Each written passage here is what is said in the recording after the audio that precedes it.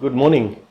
A Sero survey in Mumbai puts the infections in its slums at 57% and at about 16% for the rest of the city, essentially making it about an average of about 40% for the city. Now that's quite high by most global standards, but it's not very surprising given the density of population in the slums, given the fact that people are living cheek by jowl, given the shared bathrooms. So, the 40% infection levels doesn't seem to be that out of line. What is good news, of course, about this 40% infection level, as the government's press release itself puts it, is that with the infection level so high, what this means is that the actual fatality rate, that is not the fatality rate that we see, which is the deaths divided by the number of people infected, but the actual fatality rate comes down to about between 0.05% and 0.1%. So essentially it means that the coronavirus is problematic for a small section of people who get it, but by and large it is nowhere as powerful as we once thought. In fact, that is a lesson that we seem to be getting from the Sero survey in other parts of the country as well, like in Delhi, for example. Of course, this doesn't take away from the good work put in by the BMC in terms of contact tracing and isolation in the slum areas particularly. But two things are very, very clear. One, the testing strategy of Mumbai is woefully inadequate. I mean, essentially, if the testing strategy was working properly, you would get an infection level, a case infection level of about 42% in that as well. So that's not happening. So that's lesson number one. And the lesson number two is that if fatality rates, if the hospitalization rates are so much lower than one is seeing in other parts of the world, essentially it tells you that the Indian strain is perhaps less strong than that in other parts of the country, or whether it's the immunity that Indians have due to the BCG or other vaccinations, we don't really know.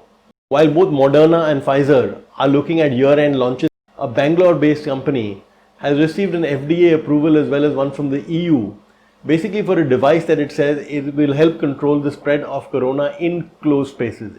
The device is to be launched in India on August 15 with the tagline Asli Azadi. Okay, I made that up, but I would advise the manufacturer of that device to use this tagline. It works quite well. Call it an emotional response to the young actor's suicide or the recognition of his charm or both. But Sushant Singh Rajput's Dil Bechara, that was the last movie he was working on before he committed suicide. So Dil Bechara got a record 50 to 100 million hits within its first 3 days of its launch on Disney Hotstar. To put this in perspective, the Amitabh Bachchan, Ayushmann Khurrana, Gulabo Sitabo got about only 20 to 30 million views in the first 1 month. While India debates whether or not to have a second round of stimulus and how much that should be, a stimulus which actually has a lot more government spending than the first one does, the Republicans in America have just come out with $1 trillion package to try and stimulate the economy. In fact, we don't know what the size of the package will be because the Democrats are actually pushing for a much larger package. But the important thing to keep in mind is that this package, when it comes through, will be on top of the $3 trillion package that the government approved just a few months ago. So it tells you just how bad the economic situation is in, and it also tells you that there's a new kind of policy making that's taking place the world over, where very large government spending is taking place, probably because there is no fear of inflation being stoked right now. Also something that our lead column today alludes to.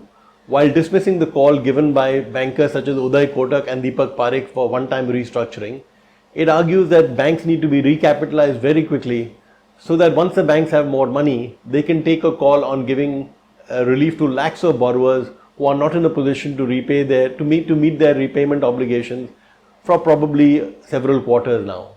The column also in fact recommends that the freeze on the IBC be lifted because frankly for a large number of cases even a moratorium or a delay in payments is not going to help. A lot of these firms are just going to go under.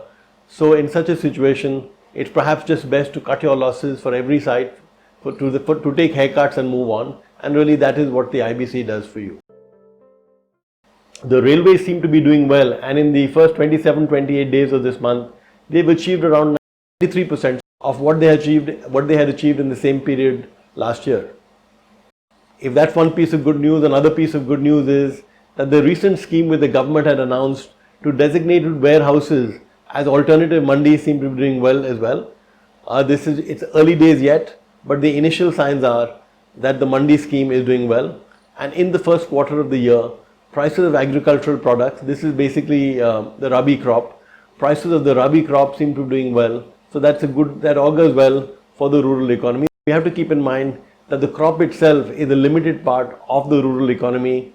There is in fact also the remittance economy is a very large share of the rural economy, and the remittance economy in the first quarter certainly has taken quite a large hit. Thank you. That's all for today. Have a great day.